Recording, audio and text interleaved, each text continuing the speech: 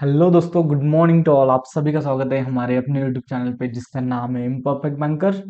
And I hope कि आप सभी अब थोड़ा थोड़ा पैनिक होगे, अच्छे भी होगे।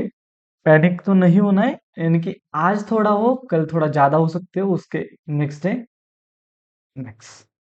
अब देखो कि रवि सर आपको बताने वाले हैं कि लास्ट 2 दिन में कैसे एग्जाम क्लियर किया जाए। ऐसा नहीं हो सकता। आप समझो इस बात को कि 2 दिन में कौन सा एग्जाम क्लियर नहीं होता। आपका 6 मंथ का प्रिपरेशन, 1 साल का प्रिपरेशन, 2 साल का प्रिपरेशन, 3 साल का प्रिपरेशन, जो भी आपका प्रिपरेशन है, जो भी आपका एक्सपीरियंस है, उससे ही आपका एग्जाम क्लियर होने वाला है। लेकिन ये 2 दिन में क्या हो सकता है? ये 2 दिन में आपका खुद के साथ बात करने का तरीका चेंज हो सकता है। यानी कि अगर आप सोच रहे हो कि आपका नहीं होगा, आपका आरआरबी क्लर्क नहीं निकला, ये नहीं निकला, वो नहीं निकला, आईबीपीएस पीओ कैसे निकलेगा, तो नहीं निकलेगा, आई गारंटी नहीं निकलेगा। आपको आपके साथ बात करते टाइम अच्छे से बात करना है कि हाँ, निकल सकता है। मेरे साथ जो ऑफिसर रहता है उसका निकला है, उसका बाकी कौन सा भी एग्जाम नहीं निकला था, लेकिन आईबीपीएस पीओ क्लियर हुआ है। और आपका भी हो सकता है, उसका 30 सेकंड यानी कि 31 या 30 सेकंड एज में उसका सिलेक्शन हुआ है। तो आप तो यंग हो, उसके साथ उसका डिप्रेशन, उसका माइंड यानी कि फैमिली का सब कुछ, एज, ये सब चल रहा था। आपके साथ ऐसा नहीं चल रहा है। एंड अगर चल रहा भी है तो वो कर सकता है, तो आप भी कर सकते हो। अब देखो, यहाँ आप खुद से बात करोगे कि हाँ, हो सकता है, हो सकता है, 101% हो सकता है, ऐसे ही बात करनी है। पेपर खराब गया तो गया, उसके बाद में सोचेंगे कि हाँ गया खराब, मार्क्स कम आ रहे हैं और कैसे होगा, सर मार्क्स से नहीं आ रहे और कैसे होगा। नहीं होगा तो इट्स ओके, लेकिन अब तो आप बात करते टाइम तो खुद से बात कर सकते हो ना कि हाँ होगा होगा। यानी कि आपको आपको पता होगा कि आपकी एक मॉक आप देते हो और एक मॉक आपकी बहुत अच्छी जाती है, यानी कि उसमें उसमें आपका परसेंटाइल, हर बार आपका परसेंटाइल 60, 65, 70 रह रहा है, और उस मॉक में आपका परसेंटाइल 90 हो गया, आपका स्कोर भी अच्छा आया। आप सोचो कि एग्जाम में वो वाला मॉक आने वाला है, एग्जाम हॉल में जाने के बाद वो वाला स्कोर आने वाला है। यानी कि एट द एंड आप खुद को पॉजिटिव ही बात बताओ खुद को कि एग्जाम सेंटर में ये जो भी हुआ वो गया भाड़ में। एग्जाम सेंटर में मैं अच्छे से डिलीवर करूंगा, डिलीवर करूंगी, और एग्जाम सेंटर में मेरा फ्लो नहीं खराब होगा, तो मैं अच्छे से मार्क्स लेके आऊंगा, लेके आऊंगी। ये खुद से बात करनी है, ये सबसे ज्यादा इंपॉर्टेंट है। आप बोलोगे कि ये क्या बोल रहा है, लेकिन मैं मुझे पता है कि एग्जाम हॉल में जाने के बाद भी जब मैं नया नया प्रिपरेशन कर रहा था, तो और मेरा फैमिली का इतना अच्छा नहीं था सपोर्ट, तो मेरे दिमाग में कभी कभी एक पजल में स्टक होने के बाद घर की बातें आती थी कि अगर इस टाइम भी नहीं हुआ तो क्या करूं, घर में क्या बताऊं। तो 1 सेकंड के लिए, और बार बार, यानी कि वो एग्जाम देने के बाद जैसे जैसे कॉन्फिडेंस बढ़ता गया, वैसे वैसे वो बातें दिमाग से निकल गई। पजल में स्टक होने के बाद भी, 3-3 4 मिनट वेस्ट होने के बाद भी मैंने एग्जाम क्लियर किए हैं। आप भी कर सकते हो। वो ये बातें दिमाग में नहीं आनी चाहिए। वो कब होगा? आपका 101% अगर कंसंट्रेशन आपके एग्जाम के ऊपर होगा, तब ये हो सकता है। अब देखो, ये मैं ऐसी बातें बोल रहा हूँ जो आपको लगेगा कि एग्जाम के बारे में कुछ नहीं बता रहा है और ये ऐसे ही हवा में ज्ञान। ये ज्ञान सबसे ज्यादा इम्पोर्टेंट है। आपको एग्जाम हॉल में जाने के बाद समझ में आएगा, एग्जाम को डील करने के बाद समझ में आएगा। आप अगर निगेटिव माइंडसेट से जाओगे कि पजल में स्टक हो गया, लास्ट टाइम में तो पजल में स्टक हो गया और सारा पेपर खराब हो गया, यही होगा। पजल में स्टक होने के बाद भी पजल में क्या सोचा जा सकता है, वही आपको मॉक में सोचना पड़ता है। मॉक किस लिए होती है? मॉक इसलिए ही होती है कि एक पजल में स्टक होने के बाद बहुत बार आपने, आपसे बात कर रहा हूं, आपने बहुत बार ऐसा हुआ होगा कि एक पजल में स्टक हो गए, दूसरे पजल में भी स्टक हो गए, और उसके बाद मॉक सबमिट कर दी, मॉक ही बंद कर दी, और बाहर चले गए उठकर, नहीं देनी है मुझे मॉक, दूसरी मॉक लगाऊंगा। तो यही सीन अगर एग्जाम में आया तो? ऐसा नहीं होता ना। एग्जाम में सेम सीन आया तो आप वो उसको, यानी कि जैसा भी एग्जाम मॉक जा रहा है ना, उसको कंप्लीट करना है। कंप्लीट करोगे तो वही आदत आपको एग्जाम में लगेगी। ये देखो, अब देखो लास्ट 2 दिन है। पहले तो माइंडसेट के बारे में मैंने बोला कि आपको बोलना है, खुद से बोलना है कि कितना परसेंटाइल आ रहा है। सब कुछ गया भाड़ में, लेकिन मेरा एग्जाम में अच्छा स्कोर आएगा। एग्जाम में मैं अच्छे से दिमाग से जाऊंगे और अच्छे से सॉल्व करूंगा। अब देखो नेक्स्ट, पहला जो मैं बच्चों का अभी भी देख रहा हूँ, मेरे साथ जो भी कनेक्ट है, वो रीजनिंग एंड क्वांट में बोल रहा हूँ। रॉन्ग क्वेश्चन कर रहे हैं। और कितने कर रहे हैं? 3 या 4। अगर आप में रीजनिंग एंड क्वांट में 3 या 4 क्वेश्चन रॉन्ग किए, समझो आपने 4 क्वेश्चन रॉन्ग किए, तो वो 4 मार्क्स एंड उस 4 मार्क्स का एक नेगेटिव मार्क्स, यानी कि 5 मार्क्स कम हो रहे हैं आपके। आप सोचो, जिस क्वेश्चन को आप टाइम दे रहे हो, उस क्वेश्चन को भी आप अच्छे से टाइम नहीं दे रहे हो। यानी कि उसको टाइम अगर दे रहे हो तो उसको सॉल्व करो। आईबीपीएस पीओ में आपको भागना नहीं होता है। आईबीपीएस पीओ में आपका टाइम गया तो भी चलेगा, लेकिन वो क्वेश्चन का मार्क्स है ना, वो आपके हाथ में आना चाहिए। यानी कि 40 सेकंड में आपका सिंप्लीफिकेशन सॉल्व करने के बाद अगर रॉन्ग आ रहा है, तो उसको 10 सेकंड ज्यादा दो, 50 सेकंड में करो, लेकिन उसको सही करो ना। देखो, आपने 10 सेकंड बढ़ाए लेकिन 1 मार्क्स हाथ में लिया। अगर वो 10 सेकंड नहीं बढ़ाए होते तो 40 सेकंड आपके वेस्ट है ना। 1 मार्क्स प्लस पॉइंट 0.25, इतना आप माइनस में जाते हो ना। तो आपको यही सोचना है कि जो भी करोगे सही करोगे, रॉन्ग नहीं करना है। नॉर्मलाइजेशन होगा ही होगा, 101% होगा। पेपर का लेवल, आईबीपीएस पीओ के पेपर का लेवल बाकी एग्जाम से थोड़ा अप होता है। यानी कि SBI PO first number and IBPS PO second number, इसका कट ऑफ 55 से कम ही रहता है। मैक्स 60 तक जा सकता है अगर पेपर का लेवल इस इजी रहा तो आपको ज्यादा क्वेश्चंस नहीं करने हैं, लेकिन जो भी करना है वो अच्छे से करना है, सही करना है। उसके बाद लास्ट 2 दिन में आपको only and only previous year questions लगाने हैं। प्रीवियस ईयर मॉक लगानी है। आज लगा सकते हो प्रीवियस ईयर मॉक, जिनका 2 दिन बाद एग्जाम है। कल आपको एक भी मॉक नहीं लगानी है। कल आपको प्रीवियस ईयर मॉक जो भी है, उसमें से जो भी क्वेश्चन है, उसको सॉल्व करना है सिर्फ। और वो सॉल्व करते टाइम टाइमर नहीं लगाना है, लेकिन क्वेश्चन गलत नहीं होना चाहिए। पजल को लिया, पजल सॉल्व होना चाहिए।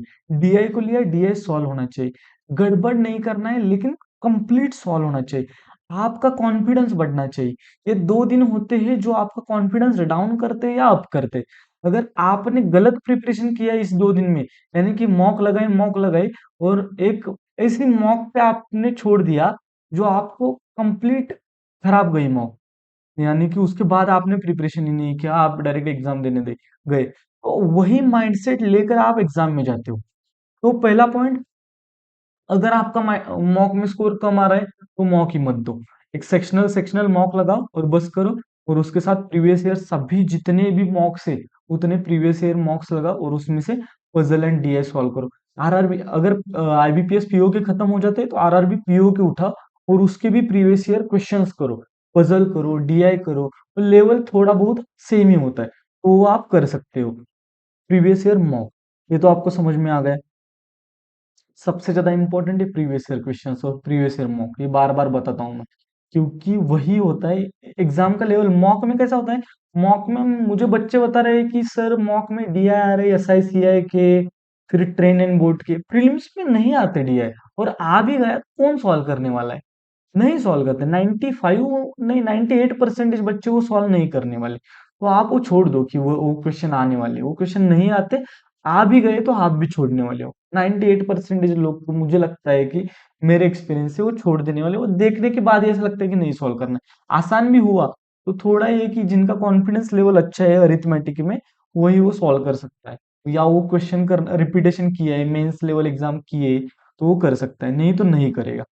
नेक्स्ट, अब देखो क्वांट, ये फिर से एक बार दिमाग में होना चाहिए कि क्वांट में अरिथमेटिक के सेक्शन तक कोई नहीं जाता, तो उसके बारे में इतना ज्यादा नहीं सोचना है। क्वांट में ऑर्डर, यानी कि बच्चे बोल रहे हैं कि सर ऑर्डर यानी कि simplification approx number series DIO इतना आसान नहीं आता। कैसे भी आने दो, 20 मिनट्स 20 क्वेश्चंस, इसको टारगेट करोगे तो भी आपके 20 मार्क्स आ जाएंगे। और 20 मार्क्स आ गए और उसके बाद भी आपके पास टाइम है, तो आप अरिथमेटिक कर सकते हो। मुझे किसी को ऐसा ये नहीं करना है कि अरिथमेटिक नहीं ही करना है, लेकिन मुझे पता है कि आईबीपीएस पीओ में अरिथमेटिक तक पहुंच जाना वो थोड़ा मुश्किल होता है, और पहुंच भी गए तो आपके पास एक हमारा क्या बोलते हैं एजीएस पार्टनरशिप वाले क्वेश्चन जो जो इजी इजी क्वेश्चन होते हैं वो वाले होते ही रहते हैं। उसके बाद रीजनिंग के बारे में मैं बताऊंगा कि प्लीज प्लीज प्लीज ये जो ब्लड रिलेशन वाला क्वेश्चन होता है उसको एंड में करने की कोशिश कीजिए। अगर उसके और में आपके पास डायरेक्शन का क्वेश्चन है या पजल है या कौन सा भी एक दो मार्क्स का क्वेश्चन है वो उठाइए। ब्लड रिलेशन फंसाता है भाई। ब्लड रिलेशन एक चीज ऐसी है जो मैंने देखी है कि मेरा स्ट्रांग था, मैं ऐसा नहीं कि मैं सॉल्व नहीं करता था। अगर मेरा फ्लो में जा रहा है और आ रहा है मुझे मुझे 1 मिनट में समझ में आया कि ये सॉल्व होने वाला है तो सॉल्व किया, नहीं तो वो छोड़ दिया। माइंडसेट हो गया था मेरा कि ब्लड रिलेशन फंसाता है उसको। तब रीजनिंग में भी ऐसा होगा कि आपके पास बहुत से क्वेश्चन है सॉल्व करने के लिए, ब्लड रिलेशन लेने की जरूरत नहीं, ब्लड रिलेशन फंसाता है। उसके बाद में मीनिंगफुल वर्ड वाला जो क्वेश्चन होता है ना वो आपको 1 मार्क्स दे भी सकता है, और 1.25 मार्क्स खा भी सकता है। आपको मार्क्स कम से कम खाने। एक्यूरेसी से नॉर्मलाइजेशन में फायदा होता है, एक्यूरेसी से नॉर्मलाइजेशन में बेनिफिट होता है, ये दिमाग में फिट कर लो। जितनी ज्यादा एक्यूरेसी रखोगे उतना ज्यादा नॉर्मलाइजेशन से आपके मार्क्स बढ़ेंगे। तो ये छोटी छोटी चीजें काम में आएगी, इंपॉर्टेंट है। इंग्लिश में तो मैं इतना ज्यादा नहीं बताऊंगा कि इंग्लिश में आपको तो पता है कि आपका इंग्लिश कितना अच्छा है, आप किस टॉपिक के ऊपर ज्यादा फोकस कर रहे हो। और इंग्लिश में 30 आउट ऑफ 30 करने की कोशिश मत करो। कम से कम यानी कि जितना आएगा, जितना यानी कि मार्क्स देने वाले क्वेश्चन है वही उठाने की कोशिश करो। कंप्लीट आपको समझ में ही नहीं आ रहा है तो उसको स्किप करो। और जो भी आपको समझ में आ रहा है कि इसको टाइम देने के बाद भी बाद मुझे आने वाला है वैसे ही क्वेश्चन उठाओ और उनको कंप्लीट करो। इतना ही बताऊंगा कि क्योंकि इंग्लिश सबका वैरी करता है बहुत ज्यादा। तो देखो ये हुआ कि आपको क्या क्या करना है। पहला, प्रीवियस ईयर क्वेश्चंस लगाओ, प्रीवियस ईयर मॉक लगाओ। प्रीवियस ईयर मॉक लगाने के बाद एक अच्छे मॉक अच्छा स्कोर आने के बाद वहां मॉक लगाना छोड़ दो। उसके बाद प्रीवियस ईयर मॉक में जितने जितने पजल हो, जितने जितने डीआईआई, जितने जितने सिंप्लीफिकेशन, जितने जितने क्वाड्रेटिक, जो भी ऐसे क्वेश्चन जो आप एग्जाम में पिक करने वाले वो आए वो आपको सॉल्व करने हैं विदाउट एनी मिस्टेक। टाइम दो लेकिन सॉल्व अच्छे से होनी चाहिए। माइंडसेट एग्जाम में अच्छे से लेके जाना है। ये समझ में आया। उसके बाद क्या, रॉन्ग क्वेश्चन, ये वाला सबसे इंपॉर्टेंट, ये दिमाग में छाप लो कि 3 4 क्वेश्चन गलत करना रीजनिंग एंड क्वांट में ये इससे ज्यादा गलत कुछ नहीं हो सकता। अगर 3 4 क्वेश्चन गलत करने का मतलब ये है कि आप उस क्वेश्चन को टाइम दे रहे हो तो स्टिल आप उस क्वेश्चन को रॉन्ग कर रहे हो। रीजनिंग और क्वांट में ऐसा क्वेश्चन नहीं होता जो आप रॉन्ग करोगे। एक एक सर्टेन टाइम के बाद रीजनिंग में और क्वांट में अगर आपने क्वेश्चन लिया तो आपको सॉल्व होना चाहिए। टाइम दो लेकिन सॉल्व करो। ये वाले एग्जाम में ज्यादा मार्क्स की जरूरत नहीं होती है, बार बार यही बता रहा हूँ। स्पेसिफिक मार्क्स आपको लेने हैं लेकिन टाइम दे के लो। जितना ज्यादा भागोगे उतना ज्यादा। मैंने देखा है आईबीपीएस पीओ प्री में 20 या 30 25 मार्क्स का जिसने टारगेट लिया वो 10 12 या 13 मार्क्स मार्क्स के ऊपर अटक गए। तो वो आपके साथ नहीं होना चाहिए। इतनी ही मेरी इच्छा है, ऐसा समझो आप। And all the very best to all. 2 दिन पहले ही मैं ये वीडियो बना रहा हूँ आपके लिए। तो आपको पेपर में अच्छे से माइंडसेट लेके जाना है, दिमाग में घर वाली बातें या कौन कुछ बोला ये वाली बातें छोड़कर जाना है। एंड अच्छे से वहां जाकर डिलीवर करना है। खुद के साथ पॉजिटिव बात करना स्टार्ट कीजिए, हो जाएगा। अगर आप इस चैनल पे नए हो तो please like share and subscribe. And अगर मुझसे कनेक्ट होना है तो मेरा टेलीग्राम ग्रुप का लिंक टेलीग्राम एंड इंस्टाग्राम का डिस्क्रिप्शन में है, तो उसको जाकर फॉलो कीजिए। And all the very best. ज्यादा टेंशन मत लो, पैनिक मत हो जाओ, हो जाएगा। नहीं हुआ तो वो क्या होगा, आपने जितना प्रिपरेशन किया है उसका फल ही होगा। अच्छा होगा या बुरा होगा वो आपको, आपका प्रिपरेशन तो आपको ही पता है ना। At the end Karma. And thank you so much for watching. Like share and subscribe please.